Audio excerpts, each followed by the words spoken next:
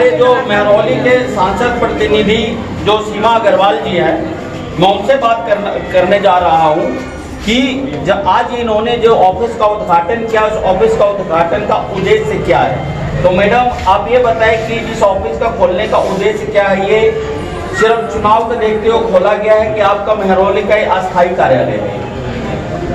ऐसा नहीं है कि हमने चुनाव को देखते हुए खोला है।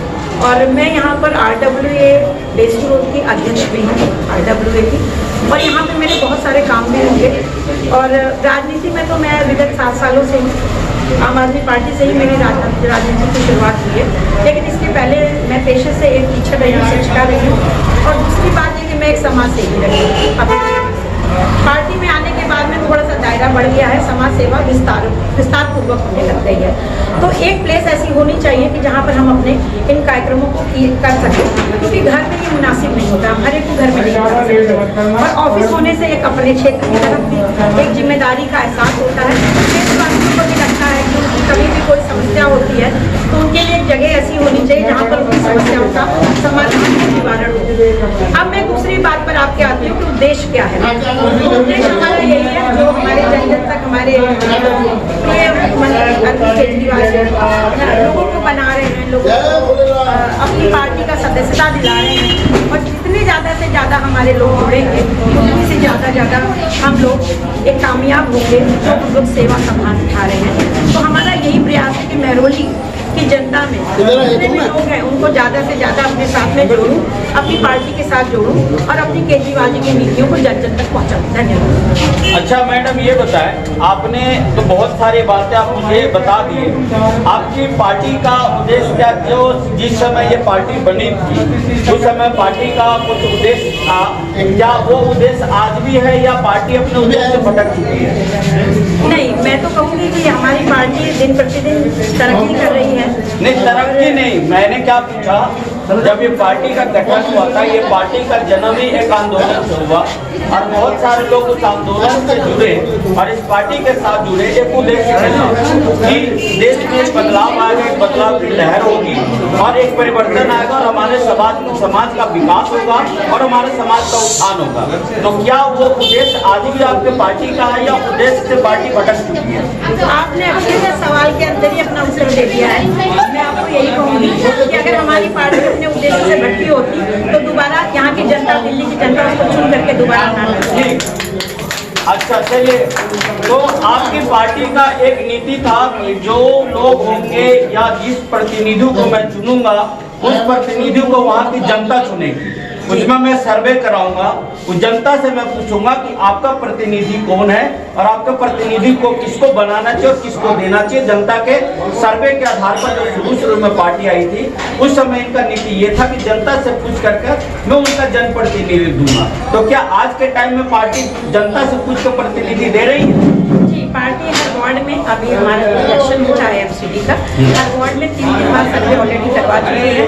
एक बार पुनः अभी इन्होंने रिसेंटली सर्वे कुछ वार्डों में हुआ है, कुछ वार्डों में बाकी है। तो सर्वे का मतलब ही यही है कि जनता से सवाल पूछना, जनता से पूछना कि वहाँ पे जो भी पार्टी के नुमाइंदे खड़े हो रहे हैं तो वो उनकी अपने क्षेत्र में क्या लोकप्रियता है, कितना लोग लाभकारी हैं लोगों के लिए।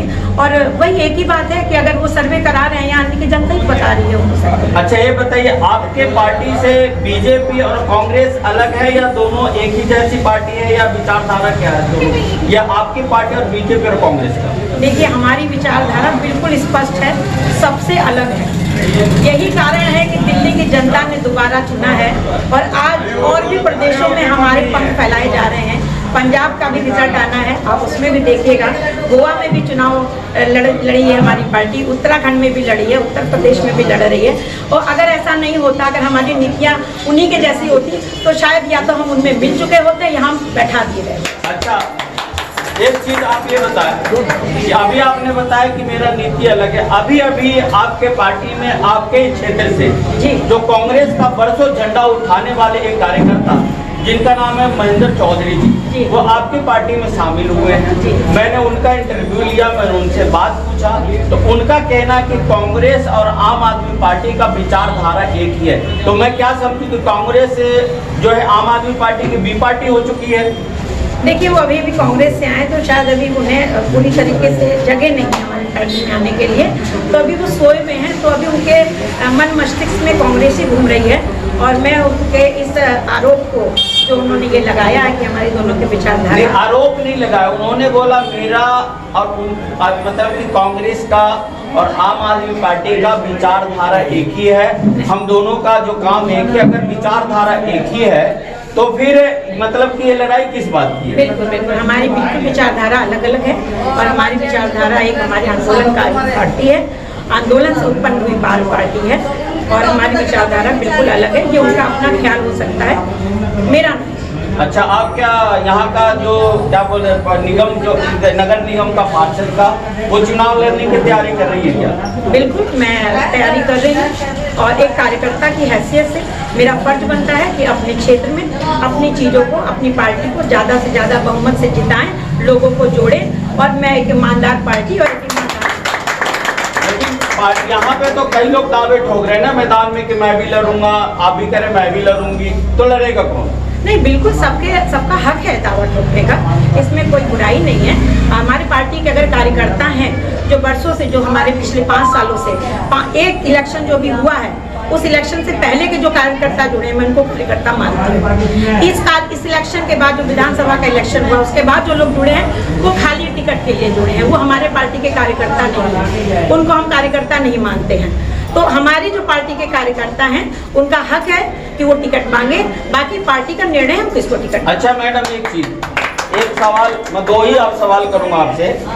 क्या आम लोगों की कमी हो गई जो आपके पार्टी में कांग्रेस के लोग आके जुड़ रहे हैं, दूसरी पार्टी से लोग आके जुड़ रहे हैं, जो केजरीवाल जी मंच पे चढ़ के कांग्रेस को गालियां देते थे, कांग्रेस के बारे में भला बुरा कहते थे, आज वही कांग्रेस के लोग आपके पार्टी में आके जमा हो रहे हैं, वो भर्ती हो रहे हैं, वही चुनाव भी लड़ना चाहते, इसके बारे में क्या कहेंगे आप? जी, मैं उसके बारे में मेरा बड़ा ही स्पष्ट मत है कि देखिए, हर पार्टी का काम होता है कि ज़्यादा से ज़्यादा लोगों को जोड़े और अपनी विचारधारा ज़्यादा से ज़्यादा लोगों तक पहुँचाए। अगर ऐसा हो रहा है कि कांग्रेस के लोग, बीजेपी के लोग हमारी पार्टी में आ रहे हैं, इसका मतलब वो हमारी विचारधारा से सहमत है और अपनी विचारधारा को छोड़ करके हमारी पार्टी में आ रहे हैं। अच्छी बात है। ऐसा तो खैर आप कह रहे हैं, लेकिन मुझे तो ये चीज़ नहीं लग रहा है कि हर इंसान कहीं ना कहीं किसी लालच बस आता है, क्योंकि जब चुनाव आता है तो आप देखोगे चुनावी बरसाती मेढक बहुत सारे होते हैं, कभी इस मंच से उछल के उस मंच पे जाते, कभी उस मंच से उछल के इस मंच पे आते हैं। अगर उनका अपना स्वार्थ नहीं पूरा होता है, अभी भी आप देख लेना चुनाव के बाद अगर बहुत लोगों को टिकट नहीं मिलेगी, जो आज केजरीवाल जी का गुणगान गा रहे, हो सकता है कल के दिन वो केजरीवाल को बहुत बुरा भला भी कह सकते हैं और लोगों को भी कह सकते हैं। जी बिल्कुल, अभी आपने अपने ही फिर दोबारा से प्रश्न में उत्तर ये आपने छिपा करके मुझे पेश कर दिया है कि बरसाती मेढक, यानी कि बरसात होने के बाद वो चले जाएंगे।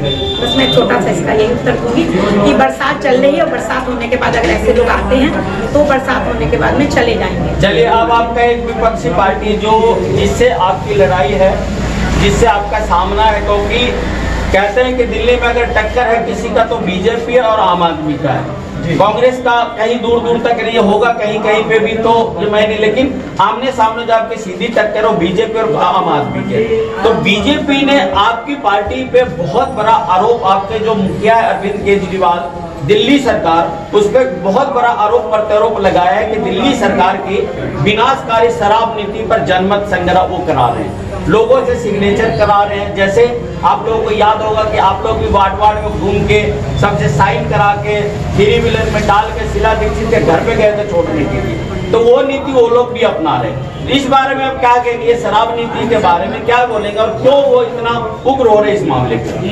जी देखिए, एक जनतंत्र की बहुत सुंदर पहचान होती है कि जब कोई सत्ता में होता है तो जो विरोधी पार्टी होती है वो सत्ता की पार्टी को चैलेंज करती है, जो भी उसकी खराब नीतियाँ उनको लगती है वो उसके बारे में उससे जवाब मांगती है।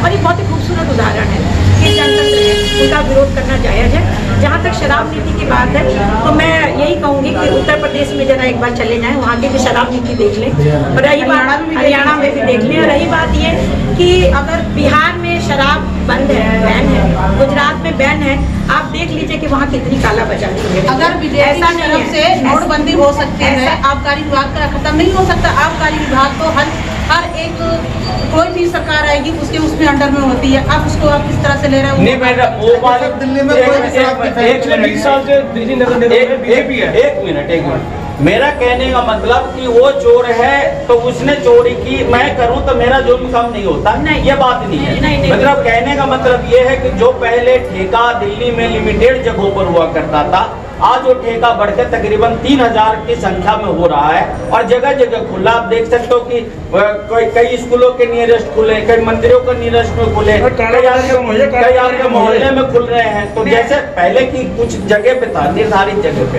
वो चीज नहीं है। दूसरा की मैं उसका आंसर दूंगी। पहली बात तो अभी सरकार ने रोक लगा दी है, अभी आप चेक करिएगा, अभी सरकार नहीं खोल रही है, सरकार भी पुनः विचार कर रही है, रोक लगा दिया है। दूसरी, लेकिन अब मैं सवाल आता हूँ महरौली के ऊपर, जो आप मनसा जो आपके दिल में है कि मैं यहाँ से पार्षद चुनाव लड़ूंगी, तो आप ये बताएं कि यहाँ से आप पार्षद चुनाव लड़ेंगे तो इस महरौली का विकास कैसे करेंगे आप? चौमुखी विकास कर, कैसे करेंगे आप चौमुखी विकास? जी मैं आपको 1 by 1 बता रही हूँ कि हमारी एमसीडी में कोई ज़्यादा इसमें इनोवेटिव नहीं होता है। हमारी वही 4 समस्याएं होती हैं, हमारी सड़क होती है, हमारी गंदगी होती है, हमारी नालियाँ होती हैं, हमारा इंक्रोचमेंट होता है, यही हमारी 4 समस्याएं हैं। इसके लिए कोई बड़ी भारी करने की ज़रूरत नहीं है। मन में आपकी अगर काम करने की मंशा है, एक क्षमता है, तो आप इसको एक अच्छी तरीके से कर सकते हैं। अगर मन में नहीं है तो आप बजबजी नाली के ऊपर भी रैली भी कर सकते हैं, फोटो भी लगा सकते हैं, आपको शर्म नहीं आएगी। तो सबसे पहले ये है कि यहाँ की जो ये खुली हुई नालियाँ हैं जो कई वर्षों से हैं, 20 साल हमारी कांग्रेस यहाँ पे रही है, उन्होंने नहीं किया। उसके बाद 5 साल हमारी बीजेपी सरकार यहाँ रही है, उन्होंने नहीं किया। ही तो आप जनता से पूछेंगे, बेहतर बताइए। हम बोल सकता है कि आप बोलेंगे कि हम बायस हो गए हैं, ऐसी बात नहीं है। मेरा एक जो फोकस है कि यहाँ की जो नालियाँ हैं उनको सुचारू रूप से एक प्रोजेक्ट के तहत उनको लाइन से लगाया जाए, उनको एक दिशा दी जाए और उनको कवर कराया जाए। तो आप जीतती हैं यहाँ के, अगर पार्षद बनती है तो बहुत सारा समस्या, देखिए एक तो महरौली का भौगोलिक भी समस्या है, आप इस बात को तो मानते हैं। दूसरा तो महरौली के अंदर में सबसे बड़ा जो ज्वलंत मुद्दा अतिक्रमण का, क्योंकि आप देख रहे हैं जो रास्ते पहले चौड़ा हुआ करता था, जो संकरी हो चुका है, और जो महरौली के अंदर रह रहे वो भगवान भरोसे ही, अल्लाह भरोसे ही रह रहे। क्योंकि अगर खुदा न खास तो उनके घर पर किसी तरह का कोई इमरजेंसी हो जाए तो आपातकालीन गाड़ियां उनके घर के पास नहीं पहुंच पाएंगी, वो रास्ते में वहीं पर आदमी जाते जाते दम तोड़ देगा। ठीक है, तो इसके बारे में कैसे करेंगे? मतलब यहाँ तो भौगोलिक स्थिति भी है, दूसरा अतिक्रमण भी है। आपने बोला कि बीजेपी या कांग्रेस उन्होंने नहीं किया था, आप इस समस्या को कैसे करेंगी? यहाँ कैसे मार्केट की जो सड़क है, अगर आपको पता होगा तो यहाँ पे पहले 2 बसें मिला करती थी इसी मार्केट से, तो इसका मतलब कुछ ना कुछ तो हुआ है ना इतने सालों में, और उसको हम पुनः कर भी सकते हैं। यानी कि पहले था, हमें कुछ नहीं करना है, हमें उसी को जो हमारी अच्छी तो क्या दुकानों को तोड़ देंगे आप? दुकानों को तोड़ेंगे नहीं, दुकानों से लगाते हुए एक चौड़ी सड़क करेंगे और उसका एक रिजल्ट निकालेंगे। एक हमारा प्रोजेक्ट पहले भी चला था, ये जो इधर वाला चला था, अब आप देखोगे ये डेसू रोड है मेरे सामने की, इसका हमारे विधायक जी नरेश जी ने सदन में उठाया भी था कि इस रोड को खोल दिया जाए, कुतुब जो हमारा एरिया है के पास, और वो उठाया था उन्होंने सदन में, और इस पर चर्चा भी हुई है। तो जाहिर सी बात है आज नहीं तो कल ये खुलेगा। तो जिस दिन ये जाने के लिए खुल गई और उधर से जो कुतुब मीनार की तरफ है वो आने के लिए खुल गई, तो एक तो काफ़ी कुछ हमारी ट्रैफिक की समस्या का समाधान हो जाएगा। और ये सच कह रहे हैं आप कि अतिक्रमण इतना ज़्यादा है, दुकानों का भी जो आगे उन्होंने बढ़ा रखा हुआ है कि 3-3 जीना बढ़ा रखा हुआ है, तो दुकानों को नहीं तोड़ेंगे जो उन्होंने आगे बढ़ा रखा है। लेकिन चलिए, ये तो हमारे सीमा जी थे, और मैं एक ही बात सब जो भी जिनसे मैं बात करता हूँ उनसे मैं यही कहता हूँ, अगर जीतने के बाद अगर आपने काम नहीं किया, क्योंकि मैं हूँ जनता का प्रतिनिधि और मैंने एक कार्यक्रम चलाया जिसका नाम है जनता के सवाल और जनप्रतिनिधि के जवाब। उस क्रम में मैंने आपके महरौली के बीजेपी के जो मनोज कुमार शर्मा, उनसे मैं बात कर चुका हूँ, पूर्व दिल्ली के मेयर सतवीर सिंह जी, पुष्पा सिंह जी, महेंद्र चौधरी जी, रमेश उर्फ कल्लू जी, ठीक है, आपके अभी हाल फिलहाल मैंने रमेश मिधुरी से भी बात किया, तो बहुत सारे लोगों ने बात किया। लेकिन देखने वाली बात यह है कि इस बार भी जनता नेताओं के खोखले वादे में ना फंसे, उसके लुभावने वादे में ना फंसे, उनके जो कहते नहीं कि वो कुछ भी कह सकते हैं, तो आप, मैं जनता से यही कहूँगा कि अपना जो मत है सोच समझ करके दे, क्योंकि वोट देने के बाद आपको फिर 5 साल पछताना ना पड़े और अपने फैसले पर आपको यह पछतावा ना हो कि मैंने गलत आदमी को चुन लिया। तो मैं एक मिनट अगर नहीं काम करेंगी तो फिर मैं इसी ज्वलन सवाल के पास मैं फिर आऊँगा, क्योंकि मेरे पास ये रिकॉर्ड रहेगा आपने क्या क्या बोला है, क्या क्या नहीं बोला। सभी नेताओं का बात मैं रख रखा हूँ, जो नहीं आएंगे मैं उनके वहाँ तक पहुँचकर फिर मैं पूछूंगा कि आपका अब ये पहले वाला चेहरा अच्छा था कि अब का चेहरा जो है वो कौन सा चेहरा है। एक आपने जो ये बोला उसके लिए मैं आपको बहुत बहुत धन्यवाद दूंगी कि आपने मुझे जिता दिया है यहीं पर खड़े खड़े, तो उसके लिए मैं आपको बहुत बहुत धन्यवाद दूंगी।